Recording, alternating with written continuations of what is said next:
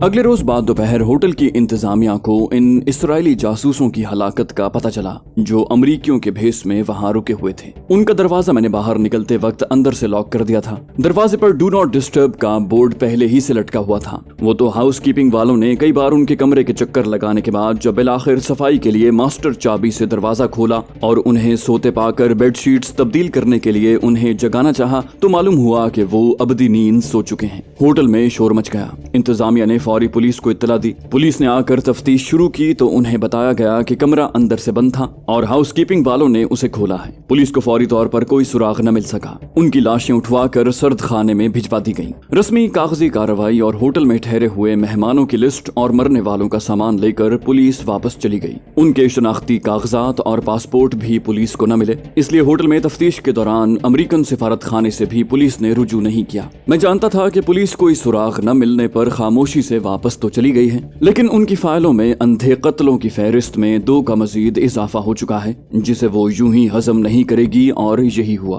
मरियम को सारी वारदात की तफसील बताकर और उससे ये अहद करके कि आइंदा उसको जानते बूझते लाइल्म रख कर मैं कोई ऐसी बात नहीं करूंगा। जब मैं रात गए अपने होटल वापस लौटा तो मालूम हुआ कि पुलिस की खासी बड़ी नफरी होटल में एसपी की सरबराही में मौजूद है और एसपी अपने मातहतों के साथ होटल के मुलाजमीन के अलावा वहाँ ठहरे हुए मेहमानों से भी पूछगिछ कर रहा है। सबके कमरों की तलाशी भी ली जा रही है। हर कमरे की तरह मेरे कमरे के बाहर भी एक सिपाही खड़ा था। दरवाजा खोलने पर वो मेरे साथ ही कमरे में दाखिल हुआ। मैंने चंद मिनट यूं ही कमरे में गुजारे और कमरा बंद करके कॉफी शॉप में आ बैठा। कई मेहमानों से तफ्तीश करके जब मेरी बारी आई तो एसपी ने कॉफी शॉप में ही निहायत शराफत से मुझसे तफ्तीश का आगाज किया। मैंने उसे घड़ी घड़ाई कहानी सुनाई कि मैं मशरकी पाकिस्तान में चिटागोंग में था जब सुकूत ढाका का सानेहा पेश आया तो मैं कई बरस चिटागोंग के पहाड़ी सिलसिले में चकमा कबाइल के मरकजी गांव रांगा माटी में रहा, क्योंकि चकमा कबाइल का सरदार राजा त्रिदेव रॉय मेरा गहरा दोस्त था। मैं चंद माह पहले ही खटमंडू पहुंचा हूं और पाकिस्तानी सिफारत खाने में रजिस्टर्ड पाकिस्तानी महाजिर हूं।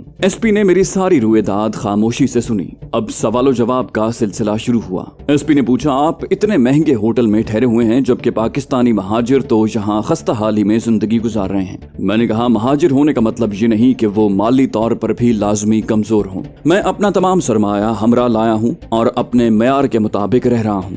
मैं जरूरतमंद महाजिरों की माली इमदाद भी करता हूँ। एसपी ने कहा, जब आप माली तौर पर खुशहाल हैं तो अपना टिकट खरीद कर पाकिस्तान क्यों नहीं चले जाते? मैंने कहा, मेरा छोटा भाई भी ढाके में था और मैं उसी के इंतजार में यहाँ रुका हुआ हूँ। आखिरी इत्तलात के मुताबिक उसने भी ढाका में कहीं पनाह ले रखी है। वो यहाँ आ जाए तो मैं उसे लेकर फौरी यहाँ से चला जाऊंगा। एसपी ने कहा, हमें मालूम हुआ है कि पाकिस्तानी सिफारत खाने में आपके साथ खुसूसी तौर पर अच्छा बर्ताव किया जाता है। मैंने कहा, ये दुरुस्त है और इसकी वजह महज मेरी माली खुशहाली है। आपने भी इस होटल में अपनी तफ्तीश के दौरान मेरे साथ जो रवैया अपनाया है, ऐसा रवैया हर महाजिर के साथ यकीनन नहीं होगा। एसपी ने कहा, हमें आज ही किसी जरिए से एक भारतीय अखबार मिला है जिसमें आपकी तस्वीर के साथ ये लिखा है कि आप पाकिस्तानी महाजिर नहीं बल्कि पाकिस्तानी जासूस हैं। मैंने हंसते हुए जवाब दिया, एसपी साहब, भारत हमारा दुश्मन है। हमारी उससे 3 जंगें हो चुकी हैं। उसने हमारी गफलत और सियासी बेचैनी से फायदा उठाते हुए हमारे मुल्क के 2 टुकड़े कर दिए। जहां तक भारतीय अखबार में मेरी तस्वीर और पाकिस्तानी जासूस होने का लिखा है तो मुझे भी उसका इल्म है। ये बात बिल्कुल मनगढ़ंत है। चिटागोंग में एक हिंदू मारवाड़ी से मेरी कारोबारी रकाबत थी। मशरकी पाकिस्तान में मिलिट्री एक्शन के बाद वो कलकत्ते भाग गया। जब मैं नेपाल आने के लिए बांग्लादेश से कलकत्ते पहुंचा तो वहाँ इत्तेफाकन चौरंगी के करीब उससे आमना सामना हो गया। वो बड़ी आओ भगत से मुझे मिला और रात को खाने की दावत दी। ये समझते हुए कि वो इन हालात में कारोबारी चपकलिश को भूल चुका होगा, मैंने उसकी दावत कबूल कर ली। एक बड़े रेस्टोरेंट में जब हम खाना खा रहे थे तो उसके फोटोग्राफर ने मेरी कई तस्वीरें उतार ली। खाने के बाद मैं वॉशरूम में गया। वापसी पर मैंने देखा कि कलकत्ता पुलिस के 2 ऑफिसर उसके पास खड़े थे। मैं समझ गया कि उसने मुझे पकड़वाने के लिए जाल बिछाया है। मैं वॉशरूम के रोशनदान से निकलकर अपने होटल गया और अफरा तफरी में होटल छोड़कर बजरिया ट्रेन पटना और फिर यहाँ पहुंचा। मुझे पकड़वाने में नाकामी के बायस झल्लाकर उस मारवाड़ी ने मेरी तस्वीर में मेरे चेहरे के साथ मुख्तलिफ लोगों के धड़ और एक तस्वीर में सिर्फ मेरा चेहरा किसी शख्स के चेहरे पर लगाकर जो किसी खातून के साथ बैठा हुआ है फोटो तैयार करवाए और अखबारों में शाया करवा दिए। एसपी यकीनी और बेयकीनी की कैफियत से 2-4 मेरी बातें सुन रहा था। मैंने उससे पूछा, एसपी साहब, आप तो मंझे हुए पुलिस ऑफिसर मालूम होते हैं, सच बताइए क्या मैं आपको जासूस दिखाई देता हूँ? मेरे जैसे कदो कामत के आदमी तो हजारों में फौरन फौरन पहचाने जाते हैं और ऐसे इंसान को जासूस बनाना तो जासूसी के पहले उसूल के ही खिलाफ है। एसपी मेरी ये बात और अपनी तारीफ सुनकर खासा मुतासिर नजर आता था। उसने कहा, आप ठीक कहते हैं, दुश्मनी में लोग बहुत दूर तक चले जाते हैं, आपके साथ भी ऐसा ही हुआ होगा। और फिर हमारे पास आपके खिलाफ क्या सबूत है? सिर्फ एक भारतीय अखबार जिसमें आपकी फोटो और आपके खिलाफ इल्जामात शाया हुए हैं जो उनके बकौल आपने भारत में किए। नेपाल में आप पर कोई इल्जाम नहीं। अगर भारत को आपकी जरूरत है तो इंटरपोल के जरिए हमारी हुकूमत से राब्ता करें। अखबारों और खुसूसी तौर पर भारतीय अखबारों की खबरें तो तमाम तर झूठ पर मबनी होती हैं। बंदरगाह न होने की हमारी कमजोरी से फायदा उठाकर भारत हम पर ऐसी बातों को जवाज बनाकर नाजायज दबाव डालता है जिनका हकीकत में नामो निशान तक नहीं होता। अगर ये दो मरने वाले भारतीय होते तो फिर भी आप पर शक करने का कुछ जवाज बन सकता था, लेकिन ये दोनों तो होटल रजिस्टर के मुताबिक अमरीकी और कल ही चेक इन हुए हैं। इनसे आपकी दुश्मनी की कोई वजह न थी। मुझे अफसोस है कि मैंने आपको जहमत दी और आपका वक्त बर्बाद किया। ये कहकर वो उठ खड़ा हुआ, मुझसे हाथ मिलाया और होटल के दूसरे मेहमानों की तरफ चला गया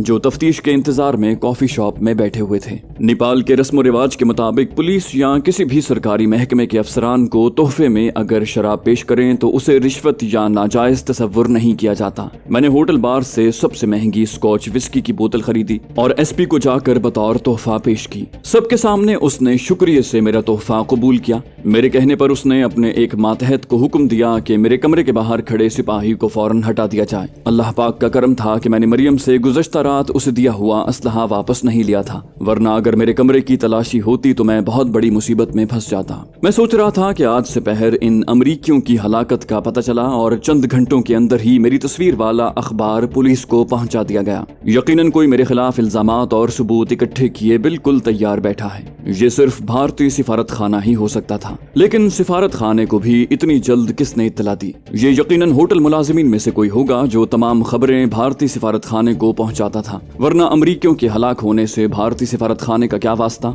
और अमरीकन सिफारत खाने में मेरी तस्वीर वाले अखबार का क्या काम? अब मुझे होटल मुलाजिमीन में से उस भारतीय एजेंट का सुराग लगाना था जो किसी वक्त भी मेरे लिए इंतहाई नुकसानदेह साबित हो सकता था। अपने चीनी दोस्तों को मैंने होटल में पुलिस देखते ही बाहर ही से रुखसत कर दिया था। उनके लिए कमरा भी मैंने अपने नाम से ही बुक किया था। मुझे अपना असलहा खुसूसन पिस्टल साथ रखने की ऐसी आदत पड़ चुकी थी कि उसके बगैर मैं खुद को अधूरा महसूस करता था। अपनी जिंदगी बचाने के लिए मैंने उसका भरपूर इस्तेमाल किया था और अब भी हालात ऐसे थे कि मुझे किसी वक्त भी उसकी जरूरत पड़ सकती थी। मैं रात 1 बजे तक अपने कमरे में रहा और फिर चीनी दोस्तों के कमरे में जाकर सो गया। अगली सुबह मैंने मरियम को गुज़श्ता रात पुलिस की कार्रवाई बताई। वो बहुत मुतफक्किर थी। मैं भी जानता था कि गैर महसूस तरीके पर मेरे गिर्द घेरा तंग किया जा रहा है। दुश्मन अगरचे अब तक अपने इरादों में कामयाब नहीं हो सका था, लेकिन उसके एजेंटों की पै दर पै हलाकतों ने उसे अगर एक तरफ सरासीमा कर दिया था तो दूसरी तरफ उसकी इंतकामी आग और ज्यादा भड़क उठी थी। पुलिस को इतनी फुर्ती से मेरी तस्वीर वाला भारतीय अखबार भेजने से साफ जाहिर था कि मेरी हर हरकत पर खुफिया निगाह रखी जा रही है। मैं समझा था कि काठमांडू में मेरे अब तक जिंदा बचे रहने की वजह अल्लाह पाक के करम के अलावा DMI की मुझे जिंदा गिरफ्तार करने की हिदायत भी थी, वरना भारतीय सिफारत खाने के इतने वसी जासूसी निजाम को चलाने वालों के लिए मुझे हलाक करना बहुत आसान था। मुझे जिंदा गिरफ्तार करने की कोशिशों में अब तक उनके 20 एजेंट मौत की भेंट चढ़ चुके थे। पै दर पै नाकामियों से झल्ला कर वो मुझे हलाक कर देने का फैसला भी कर सकते थे। मरियम को मैंने अपने खदशात तो नहीं बताए, लेकिन अपने पिस्टल के फालतू मैगजीन और जहरीली सुइयों वाला डिब्बा ले लिया। ये सब कुछ देते हुए मरियम ने मुझे बेहद मोहतात रहने की तलकीन की। उसने जब कहा कि अब दुश्मनों के पास इसके अलावा कोई ऑप्शन नहीं रहा कि तुम्हारी जिंदगी लेने की कोशिश करें, मैं हैरान रह गया कि उसकी और मेरी सोच कितनी मिलती थी।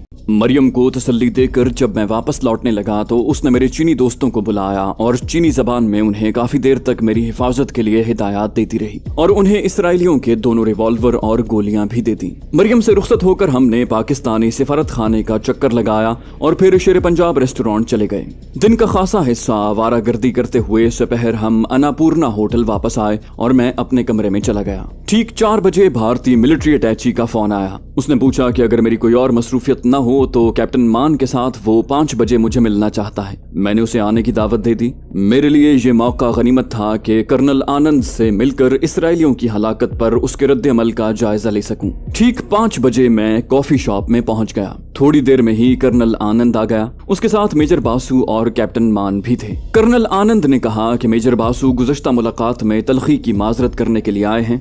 मेजर बासु ने कहा, mister Asif, I am sorry for my behaviour on that day. मैंने जवाब दिया, इट्स ऑल राइट, और उन्हें बैठने के लिए कहा। वेटर को मैंने सबके लिए कॉफी और पैटीज वगैरह लाने का ऑर्डर दिया। कर्नल आनंद ने अंग्रेजी, हिंदी और पंजाबी में मिलीजुली गुफ्तगू शुरू की। मुख्तलिफ मौज़ूआत पर बातें करते हुए कर्नल आनंद ने गुफ्तगू का रुख सुकूत ढाका और सियासी लीडरों की तरफ मोड़ा। मैं कोशिश करूंगा कि कमोबेश कर्नल आनंद के अल्फाज में ही उस शाम की गुफ्तगू बयान करूं, क्योंकि उस रोज ज्यादा वक्त वो ही बोलता रहा और जब वो रुखसत हुए तो मेरे लिए एक बहुत बड़ा सवालिया निशान छोड़ गए। कर्नल आनंद ने सुकूत ढाका से पहले के पाकिस्तान के सियासी हालात का जिक्र करते हुए कहा, मिस्टर आसिफ, गो कि ये आपके मुल्क का अंदरूनी मामला है जिसके मुतालिक अपनी राय जाहिर करने का हमें कोई हक नहीं, लेकिन मशरकी पाकिस्तान को बांग्लादेश बनाने में हमारा मुल्क भी शामिल था। इस हवाले से मैं ये बात कर रहा हूँ। उस वक्त पाकिस्तान का सदर जनरल याह्या खान था, जिसकी अय्याशी और शराबी कबाबी होने की दास्तानें दुनिया भर के अखबारात और रसायल में शाया हो चुकी हैं। मेरे पास टाइम्स और न्यूज वीक के वो शुमारे मौजूद हैं जिनमें याह्या खान की रंगीली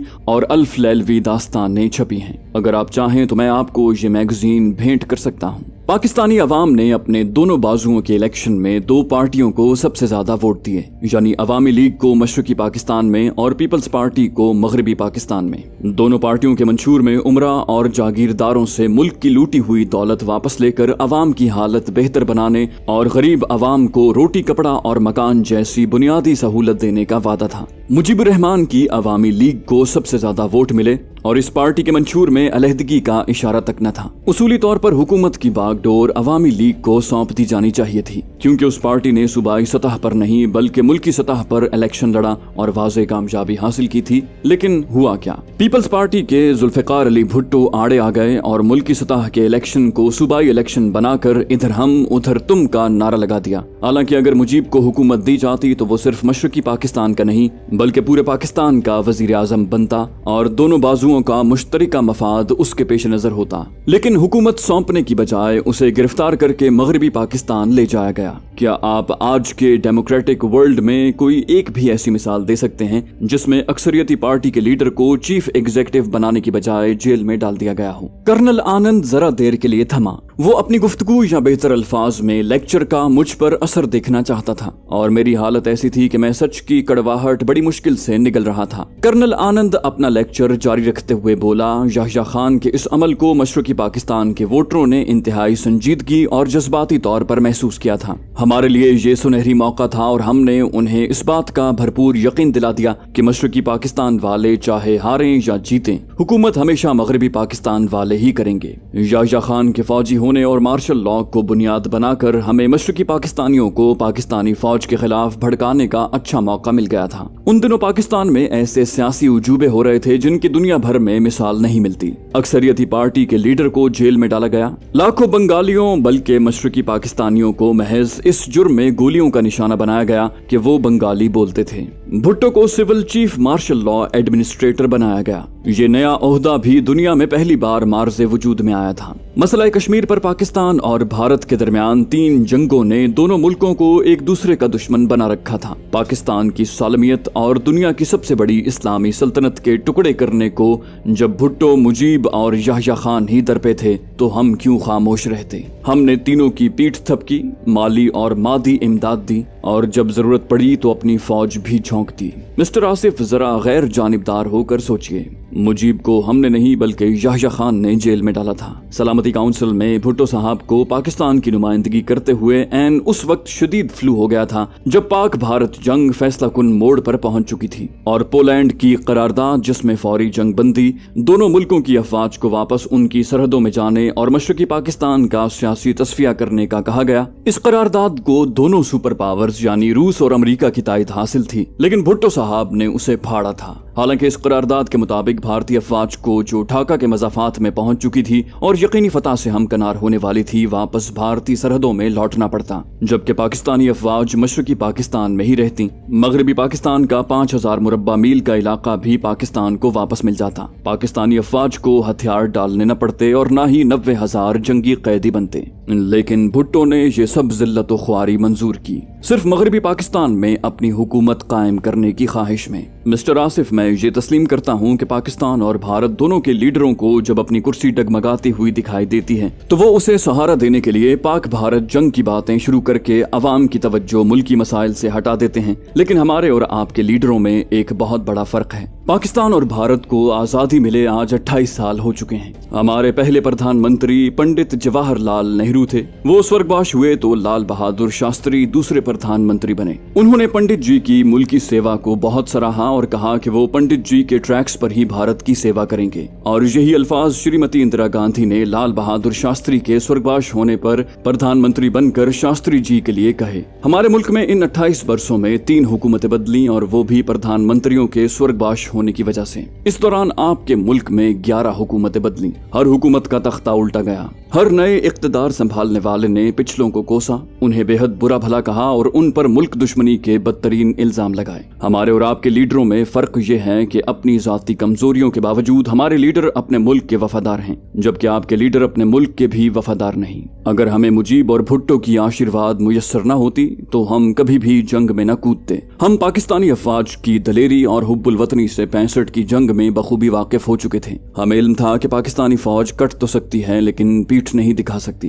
ये सिर्फ आपके मकबूल तरीन लीडरों की थपकी और सब्ज झंडी थी जिसने हमें पाकिस्तान की सियासी बेचैनी से फायदा उठाने का मौका दिया। कर्नल आनंद और उसके साथियों से मेरी गुफ्तगू काफी देर जारी रही। जब वो रुखसत हुए तो मेरे लिए एक बड़ा सवालिया निशान छोड़ गए थे जिसे मैं आज तक अपने दिलो दिमाग से खुरच न सका। शायद आप सुनने वाले इस सवाल का मुनासिब जवाब दे सकें। कॉफी शॉप में काफी देर तक बैठा मैं भारतीय फौजी अफसरान से आज की गुफ्तगू के मुतालिक सोचता रहा। कर्नल आनंद ने दरअसल गुज़श्ता मुलाकात के दौरान मेरी कही हुई बातों का आज जवाब दिया था। सुकूत ढाका से पहले पाकिस्तान के सियासी हालात, हमारे लीडरों की खुदगर्जी और पाकिस्तान की सालमियत के खिलाफ उनकी साजिशें जिनके नतीजे में पाकिस्तान दोलख्त हुआ, इनको दोहराकर कर्नल आनंद ने मुझे बल्कि पूरी पाकिस्तानी कौम को आईना दिखाया था। उसने सब कुछ 100% सही कहा था। किसी हकीकत को महज इसलिए झुटलाया नहीं जा सकता था कि वो दुश्मन के मुंह से निकली है। मैं सोच रहा था कि भारत को खुद हमने ये मौका फराहम किया है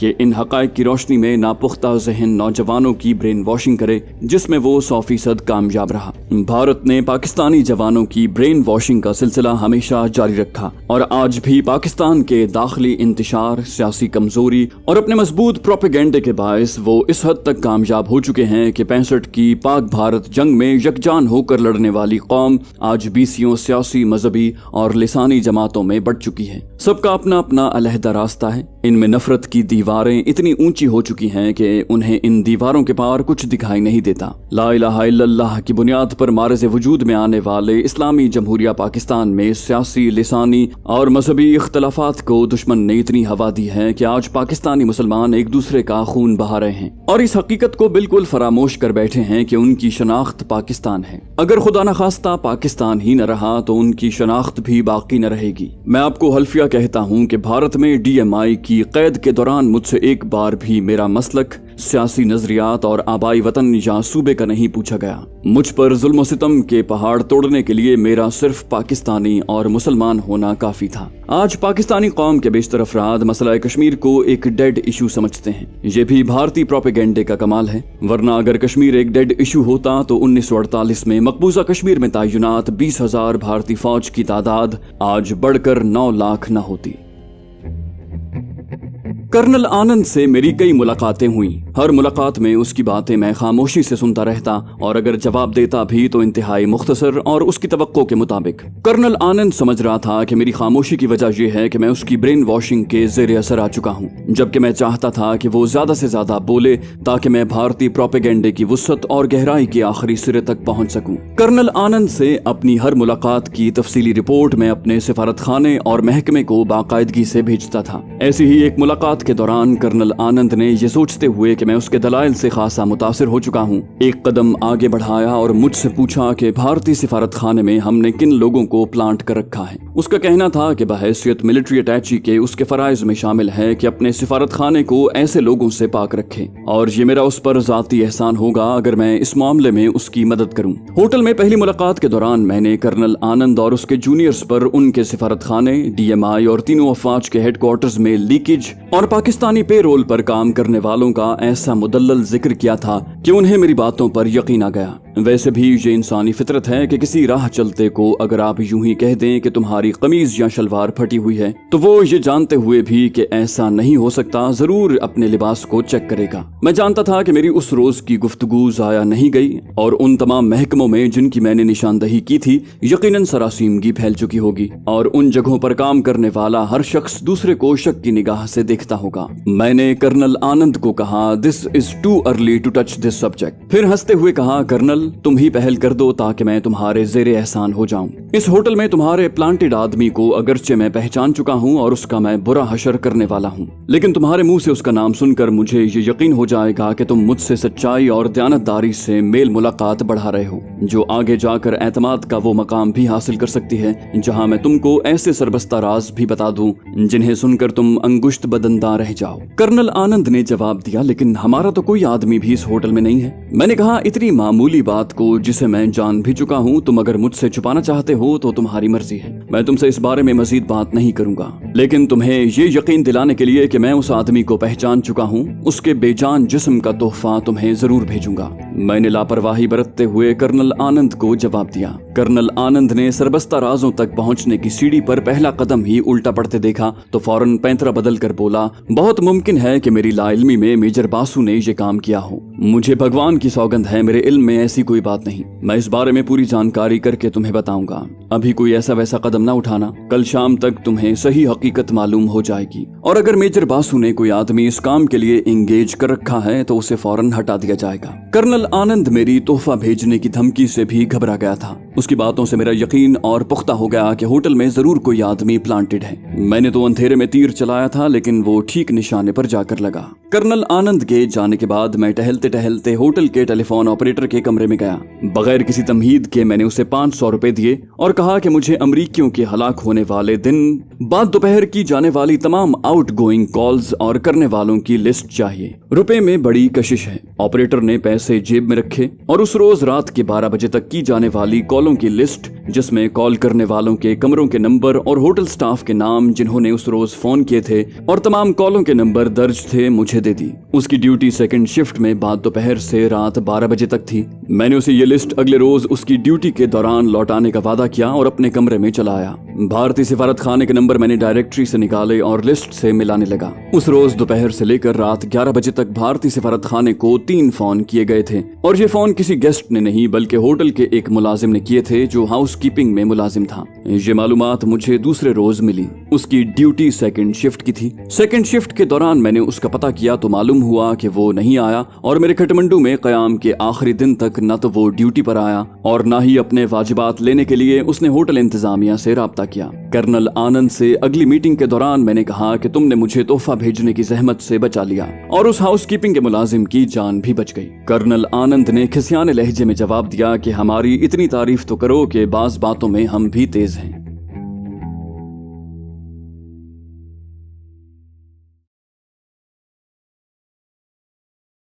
तो दोस्तों ये थी हमारी आज की एपिसोड। उम्मीद करते हैं आपको हमारी कहानी पसंद आई होगी। जाने से पहले इस वीडियो को लाइक कीजिए और शेयर करना मत भूलिए। कमेंट करके हमें बताइए कि आपको हमारी वीडियो कैसी लगी और अगर अभी तक आपने इस चैनल को सब्सक्राइब नहीं किया तो इसे सब्सक्राइब कीजिए और बेल आइकन दबाकर ऑल नोटिफिकेशंस ऑन कर लीजिए।